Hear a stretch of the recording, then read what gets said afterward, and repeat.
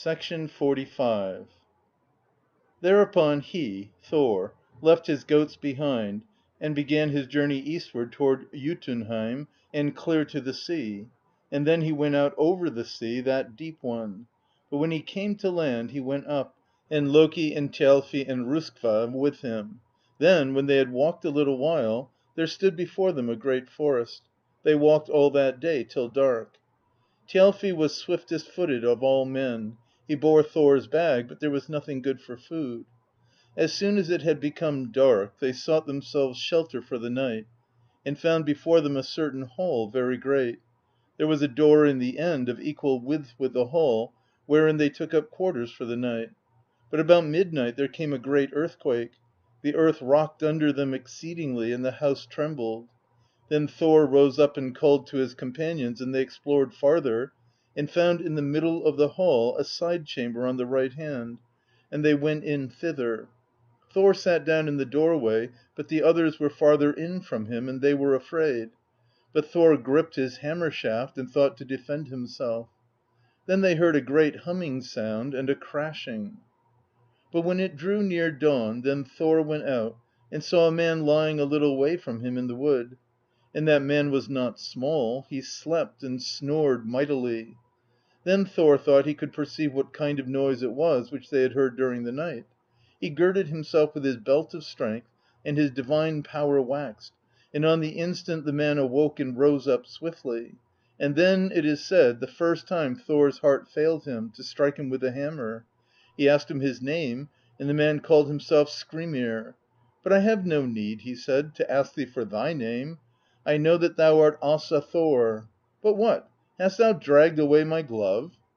Then Skrymir stretched out his hand and took up the glove; and at once Thor saw that it was that which he had taken for a hall during the night, and as for the side chamber, it was the thumb of the glove. Skrymir asked whether Thor would have his company, and Thor assented to this. Then Skrymir took and unloosened his provision wallet, and made ready to eat his morning meal, and Thor and his fellows in another place. Skrymir then proposed to them to lay their supply of food together, and Thor assented. Then Skrymir bound all the food in one bag, and laid it on his own back. He went before during the day, and stepped with very great strides; but late in the evening Skrymir found them night quarters under a certain great oak. Then Skrymir said to Thor that he would lay him down to sleep; "and do ye take the provision bag, and make ready for your supper." Thereupon Skrymir slept and snored hard, and Thor took the provision bag and set about to unloose it. But such things must be told as will seem incredible. He got no knot loosened and no thong end stirred so as to be looser than before. When he saw that this work might not avail, then he became angered, gripped the hammer Mjollnir in both hands, and strode with great strides to that place where Skrymir lay, and smote him in the head. Skrymir awoke and asked whether a leaf had fallen upon his head, or whether they had eaten and were ready for bed. Thor replied that they were just then about to go to sleep; then they went under another oak. It must be told thee that there was then no fearless sleeping. At midnight Thor heard how Skrymir snored and slept fast, so that it thundered in the woods. Then he stood up and went to him, shook his hammer eagerly and hard, and smote down upon the middle of his crown. He saw that the face of the hammer sank deep into his head. And at that moment Skrymir awoke and said: "What is it now? Did some acorn fall on my head? Or what is the news with thee, Thor?" But Thor went back speedily, and replied that he was then but new wakened, said that it was then midnight, and there was yet time to sleep. Thor meditated that if he could get to strike him a third blow, never should the giant see himself again. He lay now and watched whether Skrymir were sleeping soundly yet. A little before day, when he perceived that Skrymir must have fallen asleep, he stood up at once and rushed over to him, brandished his hammer with all his strength, and smote upon that one of his temples which was turned up. But Skrymir sat up and stroked his cheek, and said: "Some birds must be sitting in the tree above me. I imagined when I awoke that some dirt from the twigs fell upon my head. Art thou awake, Thor? It will be time to arise and clothe us. But now ye have no long journey forward to the castle called Utgardr. I have heard how ye have whispered among yourselves that I am no little man in stature; but ye shall see taller men if ye come into Utgardr. Now I will give you wholesome advice: do not conduct yourselves boastfully, for the henchmen of Utgarda Loki will not well endure big words from such swaddling babes. But if not so, then turn back; and I think it were better for you to do that. But if ye will go forward, then turn to the east. As for me, I hold my way north to these hills, which ye may now see." Skrymir took the provision bag and cast it on his back, and turned from them across the forest; and it is not recorded that the ^sir bade him God speed. XLVI. Thor turned forward on his way, and his fellows, and went onward till midday. Then they saw a castle standing in a certain plain, and set their necks down on their backs before they could see up over it. They went to the castle, and there was a grating in front of the castle gate, and it was closed. Thor went up to the grating, and did not succeed in opening it; but when they struggled to make their way in, they crept between the bars and came in that way. They saw a great hall, and went thither; the door was open; then they went in, and saw there many men on two benches, and most of them were big enough. Thereupon they came before the king Utgarda Loki and saluted him. But he looked at them in his own good time, and smiled scornfully over his teeth, and said: "It is late to ask tidings of a long journey. Or is it otherwise than I think, that this toddler is Oku Thor? Yet thou mayest be greater than thou appearest to me.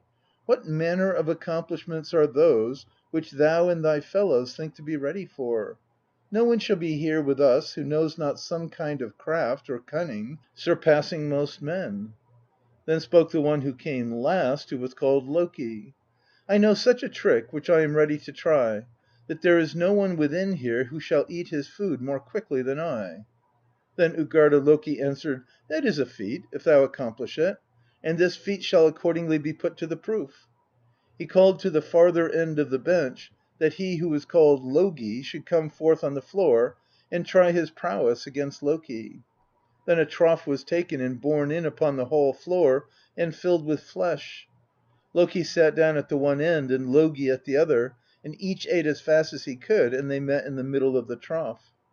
By that time Loki had eaten all the meat from the bones, but Logi likewise had eaten all the meat and the bones with it, and the trough too, and now it seemed to all as if Loki had lost the game.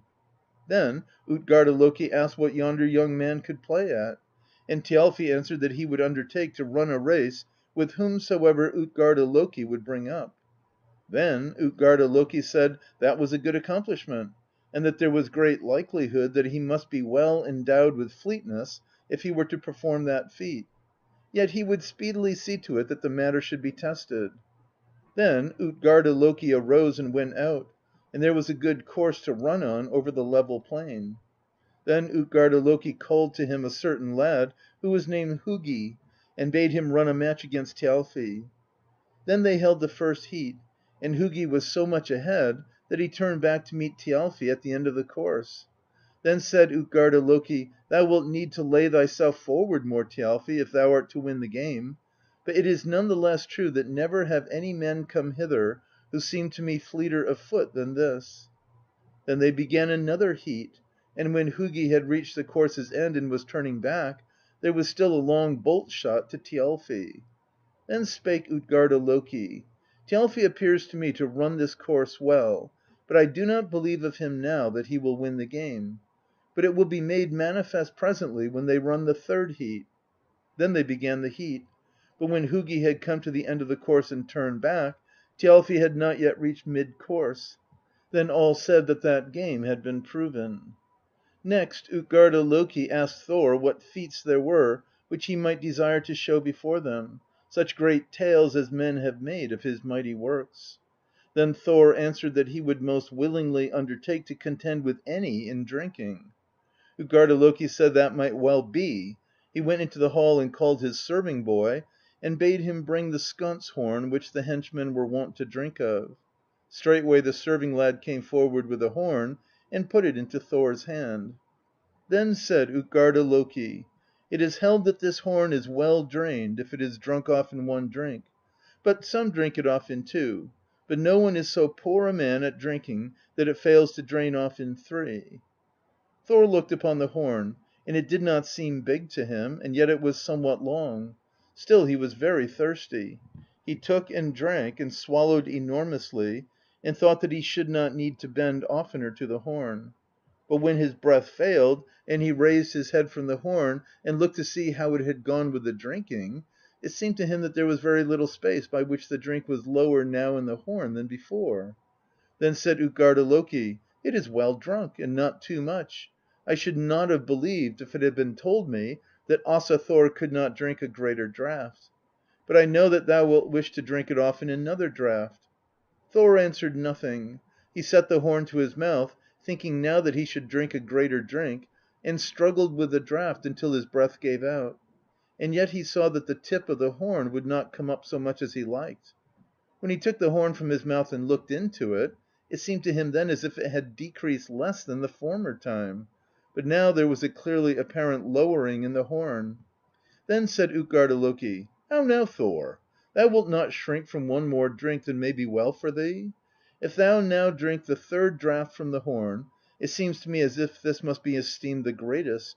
But thou canst not be called so great a man here among us as the ^sir call thee, if thou give not a better account of thyself in the other games than it seems to me may come of this." Then Thor became angry, set the horn to his mouth, and drank with all his might, and struggled with the drink as much as he could. And when he looked into the horn, at least some space had been made. Then he gave up the horn and would drink no more. Then said Utgarda Loki: "Now it is evident that thy prowess is not so great as we thought it to be. But wilt thou try thy hand at more games?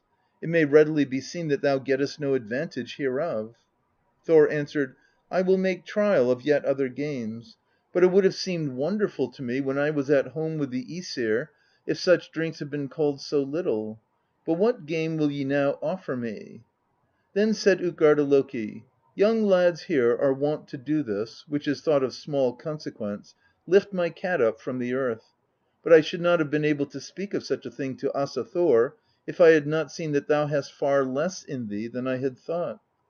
Thereupon there leaped forth on the hall floor a gray cat, and a very big one; and Thor went to it, and took it with his hand down under the middle of the belly, and lifted up. But the cat bent into an arch just as Thor stretched up his hands, and when Thor reached up as high as he could at the very utmost, then the cat lifted up one foot, and Thor got this game no further advanced. Then said Utgarda Loki: "This game went even as I had foreseen. The cat is very great, whereas Thor is low and little beside the huge men who are here with us." Then said Thor: "Little as ye call me, let any one come up now and wrestle with me; now I am angry." Then Utgarda Loki answered, looking about him on the benches, and spake: "I see no such man here within, who would not hold it a disgrace to wrestle with thee." And yet he said: "Let us see first; let the old woman my nurse be called hither, Elli, and let Thor wrestle with her if he will. She has thrown such men as have seemed to me no less strong than Thor." Straightway there came into the hall an old woman, stricken in years. Then Utgarda Loki said that she should grapple with Asa Thor. There is no need to make a long matter of it.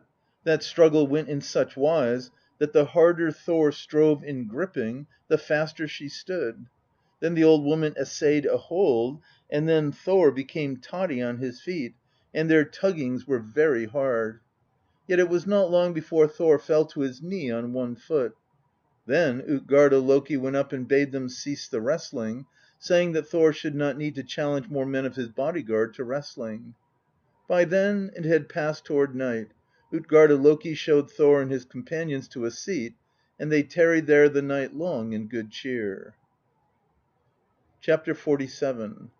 But at morning, as soon as it dawned, Thor and his companions arose, clothed themselves, and were ready to go away. Then came there Utgarda Loki and caused a table to be set for them. There was no lack of good cheer, meat, and drink. So soon as they had eaten, he went out from the castle with them.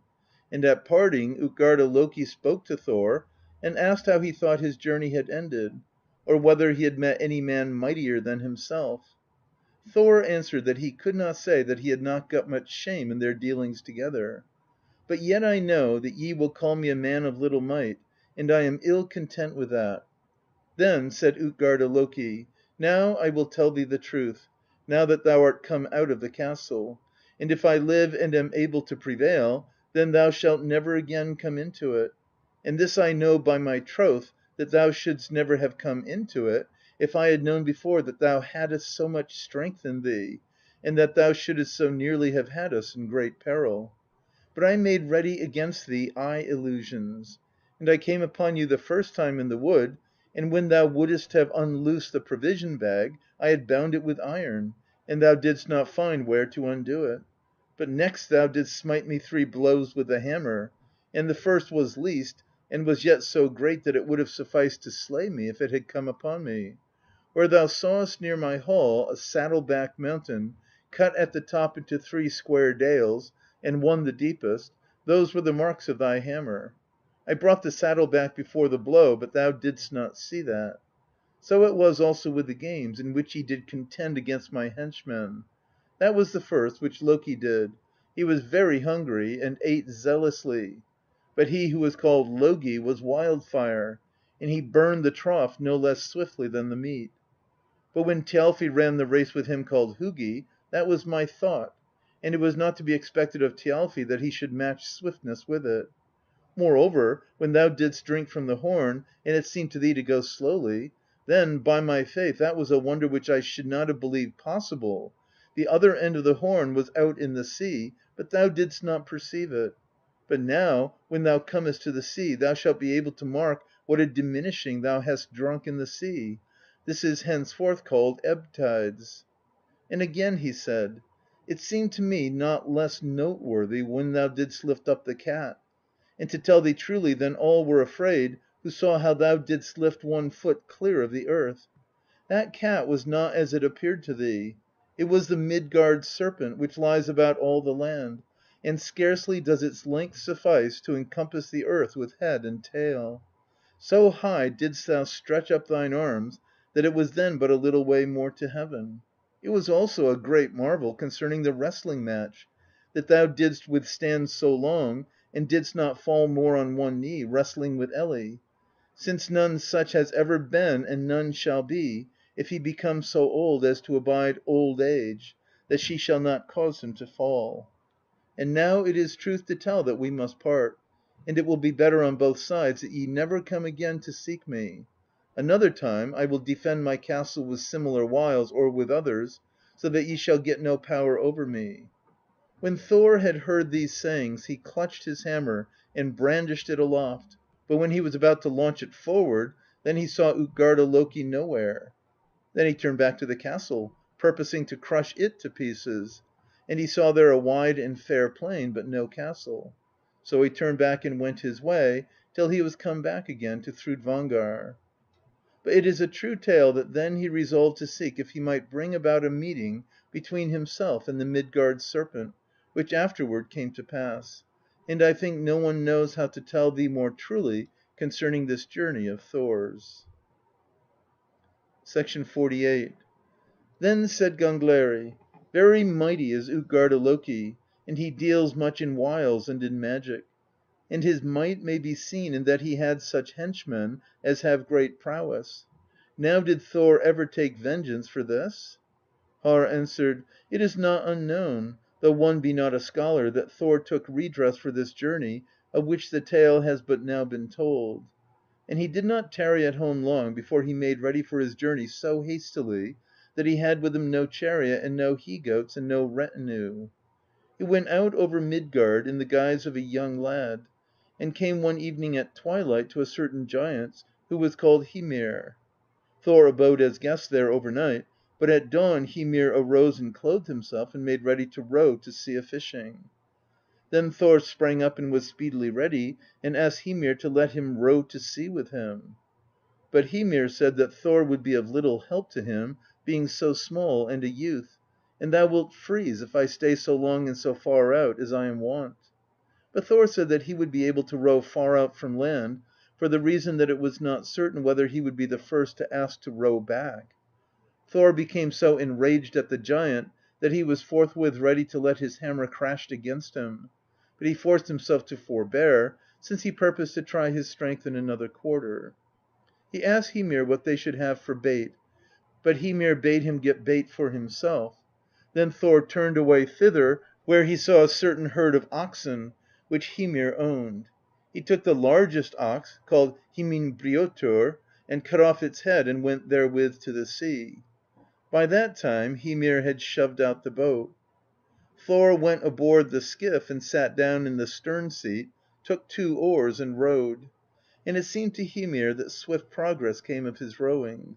Hymir rowed forward in the bow, and the rowing proceeded rapidly. Then Hymir said that they had arrived at those fishing banks where he was wont to anchor and angle for flat fish. But Thor said that he desired to row much farther, and they took a sharp pull. Then Hymir said that they had come so far that it was perilous to abide out farther because of the Midgard serpent. Thor replied that they would row a while yet, and so he did, but Hymir was then sore afraid. Now as soon as Thor had laid by the oars, he made ready a very strong fishing line; and the hook was no less large and strong. Then Thor put the ox head on the hook and cast it overboard, and the hook went to the bottom. And it is telling thee the truth to say that then Thor beguiled the Midgard serpent no less than Utgarda had mocked Thor at the time when he lifted up the serpent in his hand. The Midgard serpent snapped at the ox head, and the hook caught in its jaw; but when the serpent was aware of this, it dashed away so fiercely that both Thor's fists crashed against the gunwale. Then Thor was angered and took upon him his divine strength, braced his feet so strongly that he plunged through the ship with both feet, and dashed his feet against the bottom. Then he drew the serpent up to the gunwale. And it may be said that no one has seen very fearful sights who might not see that: how Thor flashed fiery glances at the serpent, and the serpent in turn stared up toward him from below and blew venom. Then, it is said, the giant Hymir grew pale, became yellow, and was sore afraid, when he saw the serpent, and how the sea rushed out and in through the boat. In the very moment when Thor clutched his hammer and raised it on high, then the giant fumbled for his fish knife and hacked off Thor's line at the gunwale, and the serpent sank down into the sea. Thor hurled his hammer after it, and men say that he struck off its head against the bottom. But I think it were true to tell thee that the Midgard serpent yet lives and lies in the encompassing sea. But Thor swung his fist and brought it against Hymir's ear, so that he plunged overboard, and Thor saw the soles of his feet. And Thor waded to land. End of Gylfaginning, section 48. Recording by Expatriate in Bangor, Maine.